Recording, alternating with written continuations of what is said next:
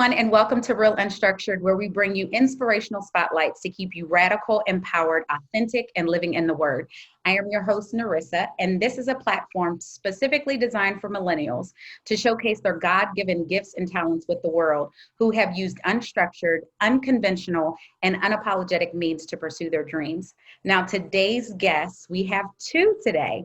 It is Kahlil and Tamia. Thank you for joining us today. Thank you very much. I'm so excited. So before we get into the nitty gritty of what you guys are doing and awesome work that you guys are doing in Pennsylvania, why don't you introduce yourselves and tell us how you came to be business partners together? Okay. I'll go first. My name's Tamia. We met at church, so this perfectly aligns with the mission of this organization. So we met at church and we became really good friends. It was instant. We were just your average two friends. We were both still in high school. Our friendship grew over the little bit of months we had to grow, and then we became business partners because he started his own nonprofit, which was directly aimed towards youth, like young men, might I say. And of course, it would be wrong for me to just sit alongside and just support men. So it was like, let's just add women and do what we do. So, gotcha. Thank you, Kahlil. So my name is Kahlil Darden. I'm the CEO and co-founder of Young Black Motivated Kings and Queens, of which started as like when my uncle was murdered in 2013. I just knew I wanted to do something to impact my community and pour back into young people and give them an opportunity that I didn't have growing up. And so it started with one event that we did July 9th in 2016. We just celebrated 4 years. It started then, and from there, the next event that happened, we did a talent show, and Tamia helped with that. And from the months on going on, it was like, why don't we just add Queens into, because we started as Young Black Motivated Kings, and so we added Queens following after our first event and going into our second. Gotcha. So yeah, I want to hear more about what you guys are doing and all the events that you guys have throughout the year. But tell us, so you did say that your company is YBMKQ. So that stands for Young Black Kings and Queens, where you just said you added the Queens to the Kings. So where did you get the name from and then the inspiration? Dig a little bit deeper into your story and how that came about. So at the first event, we had like a sign-up sheet to like stay involved and stay up with like the work that we would be doing in the community. And literally after I left the event, everybody was texting me like, what's next? What do you have planned to do next? And so I came home and my mom was like, do you plan on doing anything next? Because that wasn't my plan. It was like, let me just do this event, pour back into my community, and then kind of step back, you know what I mean? And step in where need be. The name came from, and it's literally, like I tell people this story all the time. I literally was in my room just like writing down names that like I was thinking about, right? So Young, Black, Motivated, like all of those names. And literally when I came up with the name Young Black Motivated Kings, I called my uncle and he was like, you don't think it's going to be like controversial? Like you don't think it's going to try to draw a line? I was like, that's the point. To kind of uplift and build Black youth and Black men and specifically. And so that's literally how it came about, from me just jotting down just words on a piece of paper and picking 4 of them out. Oh my goodness. So what did you feel, Tamia, as you were seeing him and engaging with Kahlil? Like, how did you feel like, yeah, we can't leave these queens out of this? Like, what was your inspiration to get involved? I think I was inspired because I knew that it was for a great cause. And I knew that behind the scenes, I was doing way too much for it to just be like, oh, I'm doing this for men. So it was like, I might as well just, throw it out there, see if he's for it, and then we can just go from there. Because literally at the beginning, I was catching buses like around the world just to go to his events and make sure everything was right. Like, it's no way I'm about to just do all this for somebody else. I'm like, well, you might as well. Gotcha. So where you just talked a little bit, Kahlil, about the fact that your uncle was murdered. And so are there other circumstances or situations like that, experiences that you have endured that caused you to see the need? And so this is your way of kind of filling back, or not filling that void, but giving back, like you said, to your community. What other experiences or circumstances really caused you to go full speed ahead with this organization? So after my uncle was murdered in 2013, I kind of like kept up with the work that I was doing, right? And trying to like build off of what I knew he would want me to do. And then sophomore year, one of my childhood friends who like I went to school with forever was murdered. And so from there, it was like, okay, I kind of took a step back and said, like, the same community I'm pouring into seems to keep taking from me, right? Wow. But from there, it was like, the narrative won't change if I stop. And the community that we have now won't progress if the young people don't step up and kind of put it into what's going on. And literally when I tell you, like, it's something different every year from the 4 years we've started, literally something new happens, something new comes up, something happens every year. So after my friend was murdered, Antoine Rose II was murdered, right? And I was honestly shocked to see how many young people like were leaning on us and looking at us for that support, for that guidance, right? And so it pushed us into a light that honestly, like, I would say we weren't ready for, but we kind of stepped up and made it happen. And so stepping up in that light and being there for his family, and on top of being there for his family, being a light for the community and for the young people to follow. And then this year in December, my best friend had passed away from gun violence. And so I kind of take a step back every time, you know what I mean, and say, like, dang, the same community I'm pouring into seems to keep taking away from me. But it's honestly my motivation to keep going and keep pushing forward, because without us making this change, the same things are going to continue to happen. And so it's like changing the narrative for young people, right? Where when the next generation comes behind us, they're not facing, oh, I'm losing my friends. Like, I mean, we're able to create a better and safer community for the people coming up behind us. Absolutely. I mean, especially us as Black and brown people, we have the brunt of it, from police brutality to all types of just unrest and just systemic racism that is prevalent nowadays. So definitely get it and love what you're doing, Kahlil. So Tamia, what kind of experiences are you able to channel in with African-American females? What is your perspective dealing with the organization? Dealing with this organization, I've experienced a lot of like youth that need friends. They need people just to look up to and be that extra role model, because you see nowadays, like even teachers, they go to school every day and their teachers sometimes don't even give them that love that they need. So it's like we get different messages and phone calls all the time saying, like, I really look up to you guys and you're so young doing this and that and I want to do this. And it's like we got to keep putting on for the kids, because they're literally looking up to us as these figures that are just like out of this world. So it's like, I think a lot of even young girls, they see, how do I put this? Even like, okay, so little girls and their experiences with men nowadays are especially something that really needs to be fixed. And I think that they see the love that I give Kahlil and the other male members of our organizations and our male mentors. And it's like the way they pour into me and the way I pour into them, that's something that the community needs. Because often you see men bashing women or just being disrespectful. So it's like the what they give me is something that I want all young women to experience. So we keep trying to put them into these positions in different places where they can feel that. Absolutely. And that's powerful. I mean, that by itself is just powerful, because low self-esteem, low self-worth, ensuring people's value, speaking positivity and empowerment, encouragement to other people is definitely something that our generation needs. Kahlil, what were you going to say?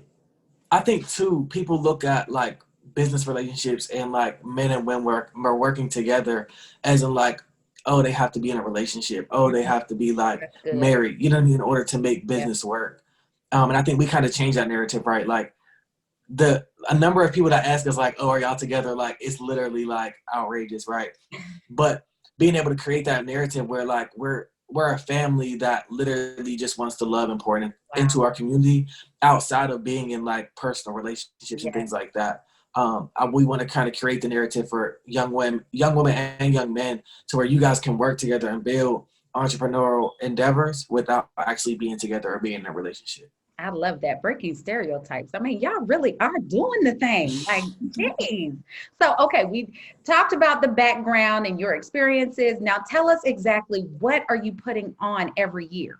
What is it that you put on? Because I know about the gala, but obviously our viewers and our listeners don't know. So tell us the types of programming that YBMKQ puts on.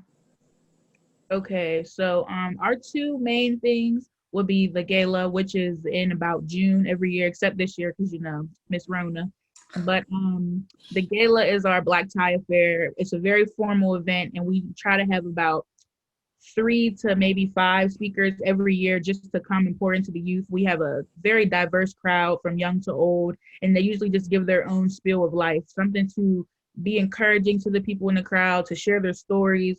Our first year we had Leon Ford. As you may know, he suffered from gun violence, police brutality, and he's still on his feet. He's an author now. So it's like he talked about everything he went through and how he got past it. Every year we try to aim for something different, youth speakers, millennial speakers, different things like that. And it's really just a family affair. We try to keep everything youth-based and Black-owned. We have Black-owned catering, Black-owned decor. Members of our organization perform, and they're the DJs every year. So we just definitely try to keep everything all in the family. So that happens every year in June.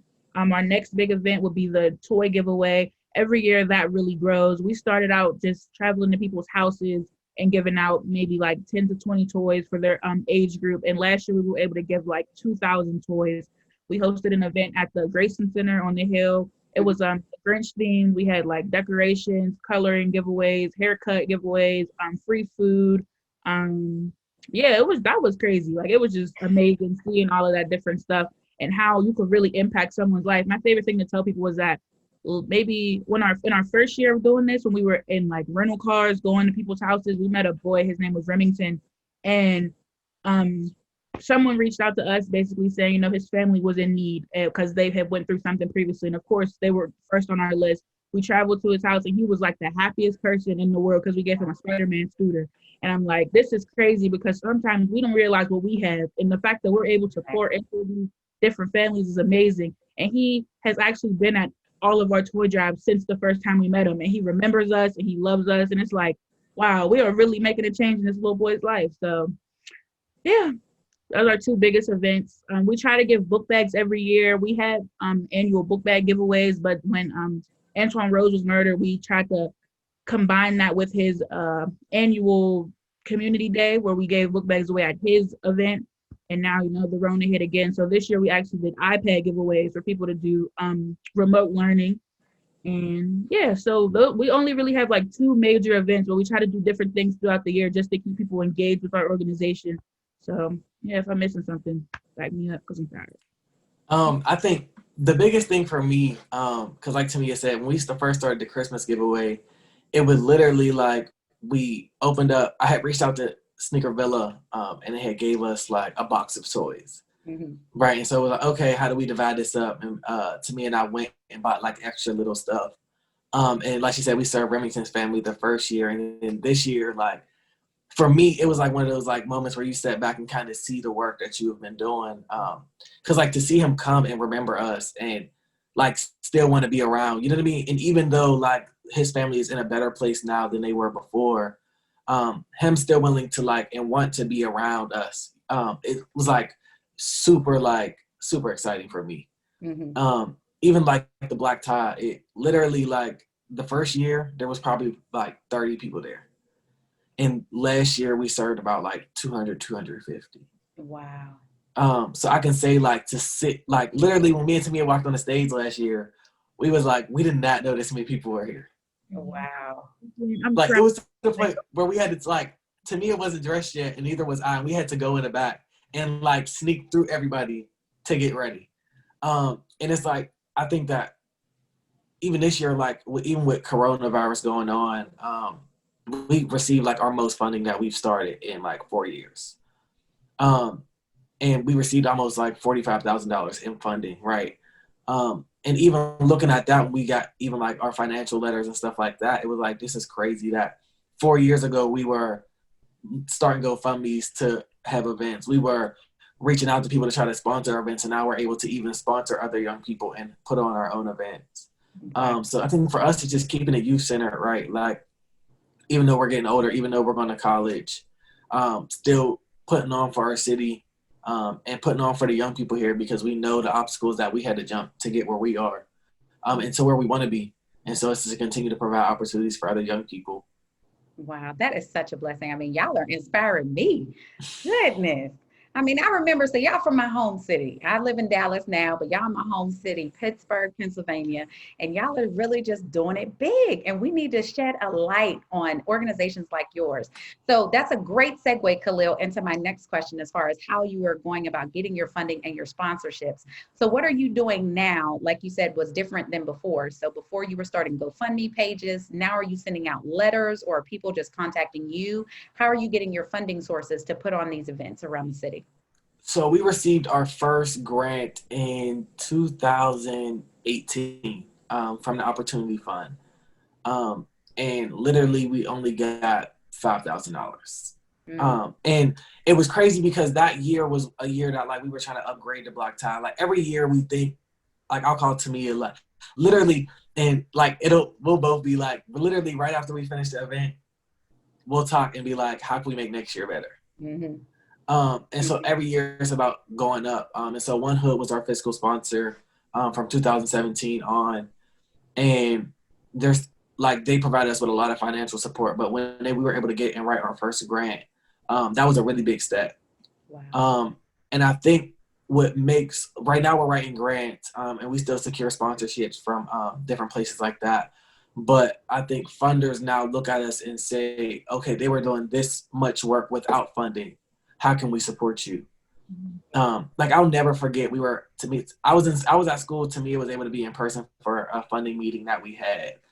And literally they just wanted to hear our ideas. They wanted to hear the work that we wanted to do. Right. And this is literally as coronavirus is happening. And we literally told them our ideas about how the plans that we have and the stuff that we want to do. And literally they gave us the biggest grant that we've ever received ever. Wow. And this is like without us even like putting out a number, without us even asking for anything. They're like, apply for this much because we have this much for you. Wow. And so it really was like people trust us this much, right? With this much money to do this work for the community.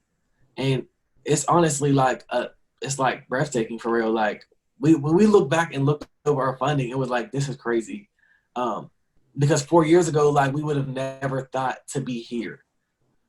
Like a while ago, we would literally rely on our ticket sales and donations to make events happen. And now, like we were even able in a space where this year we were going to offer where students were able to come for free, where like we're able to provide opportunities for young people to be able to come out without them having to pay, so that they can just get the experience and hear the stories that older people and even younger people have to share. Absolutely. Absolutely. So Tamia, what is your involvement then with, the partnership that you and Kahlil have? Like he said, you just, maybe if he's not available, you attend a funding event or a funding meeting. Like, are you the main individual on the back end doing the administrative stuff, or kind of what's your role with the organization? I think it's a little bit of everything for the both of us, but sometimes we have to split things down the middle and do it 50-50 because we're both in school. So sometimes our breaks don't align or something like that. And oftentimes, like me, I know I struggle with like severe anxiety. So I'll let him just do all the talking. Sometimes I'll even freak out before we're supposed to go on the news or something. I'm like, yeah, you just go ahead and do it. Like they already know I'm behind the scenes, so it doesn't even matter. So yeah, I feel like everything is literally 50-50. Even when it comes to grant writing, like we'll share a screen or something and I'll see him typing and I'm typing over him. It's like, okay, move over. We just do this together, knock it out.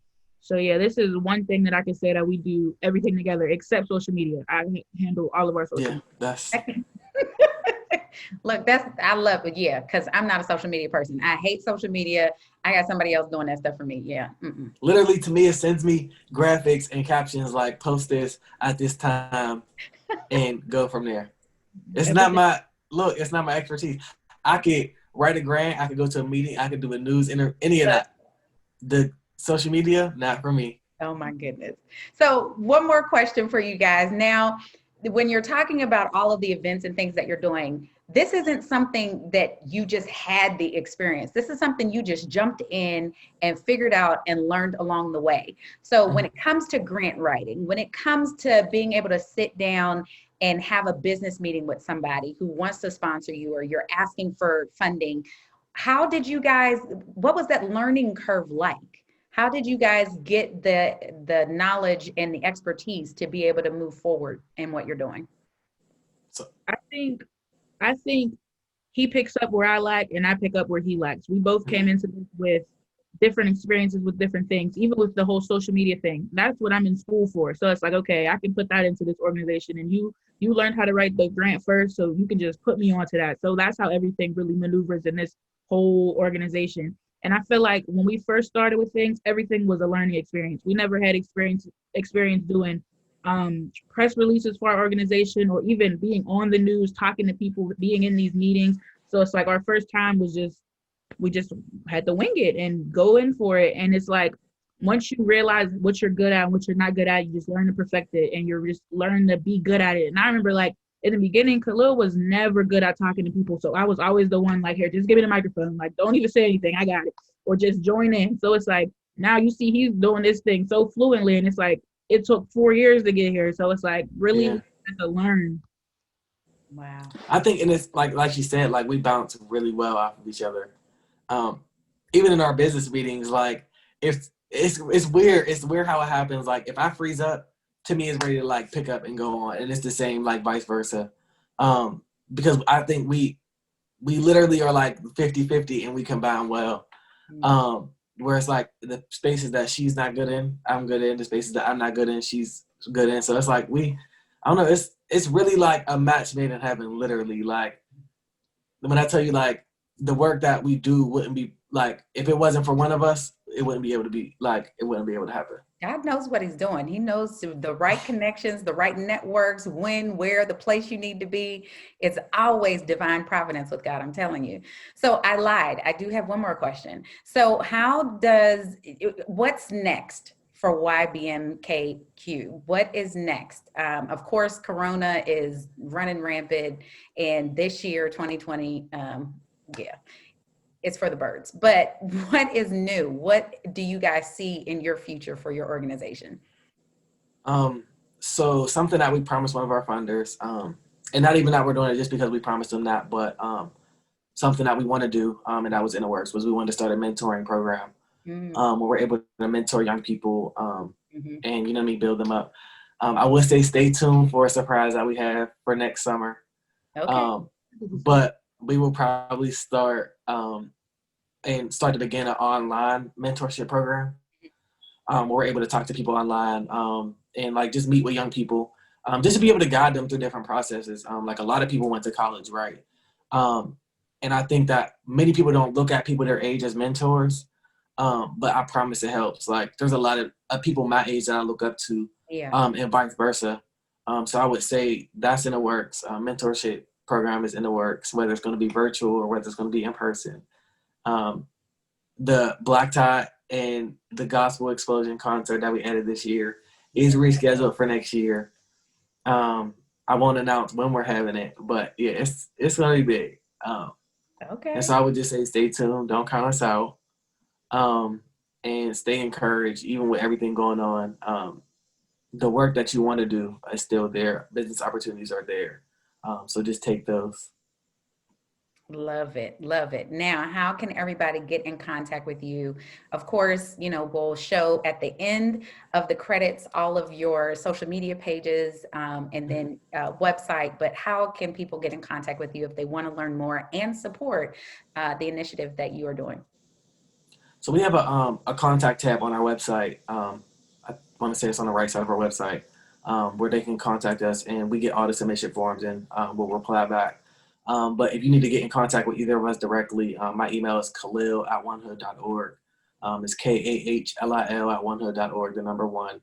And Tamia's is Tamia@onehood.org. Gotcha. And honestly, you can just Google us, because if you type in Young Black Motivated Kings and Queens in Google, a lot of different things come up. So, yeah. Gotcha. Well, you guys You have probably read like 5 different news articles in like 3 minutes. Well, you guys have definitely inspired me, Kahlil and Tamia. I mean, I'm hoping that this little platform will be able to just have other doors open for you to continue to support and pour into what you guys are doing in the city of Pittsburgh. So thank you both for your leadership, your courage, your boldness, and stepping out on faith and doing what needs to be done for our community and for our young people. Thank you very much for joining. Thank you so much.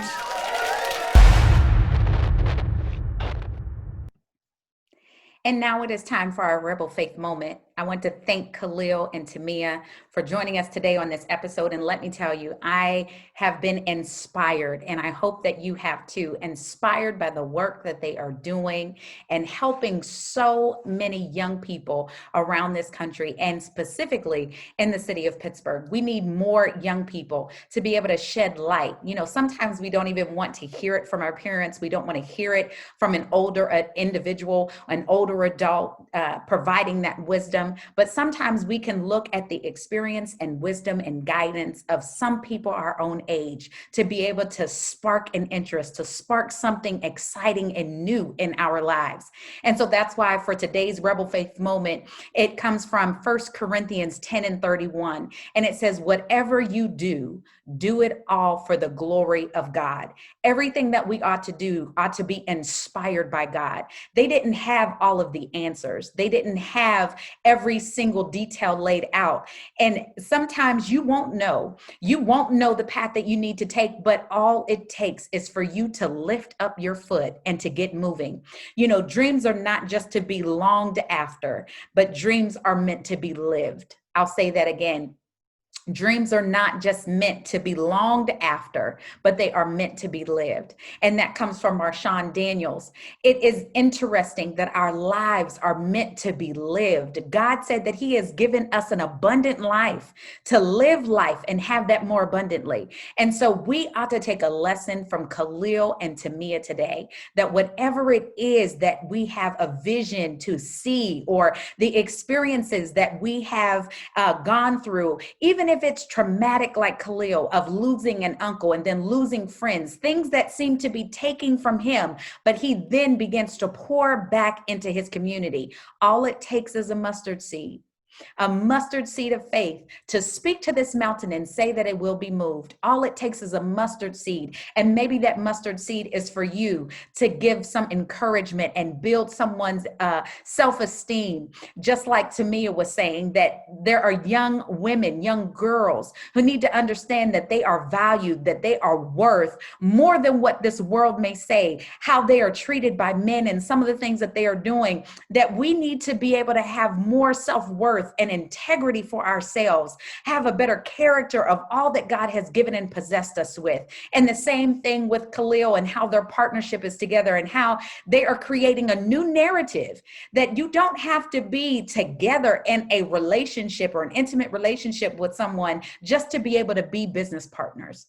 So I encourage you today to think about 1 Corinthians 10:31. What is it that you are doing?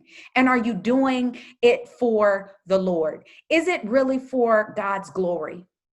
Are you living? Are you living the dreams and the visions that God has given you? Are you stepping out on faith to accomplish that what God wants you to? Because guess what? I'm here to tell you, it will not only help you in your walk, it will not only give you what you need, but it's going to bless and minister to somebody else. It's going to uplift them. It's going to inspire them and encourage them to keep going a little while longer. So I encourage you today to take the advice from Kahlil and Tamia. Allow their story and what they have gone through and what they're trying to do in the city of Pittsburgh. Let that be an inspiration to you to do it. Whatever you do it all for the glory of God. God bless you.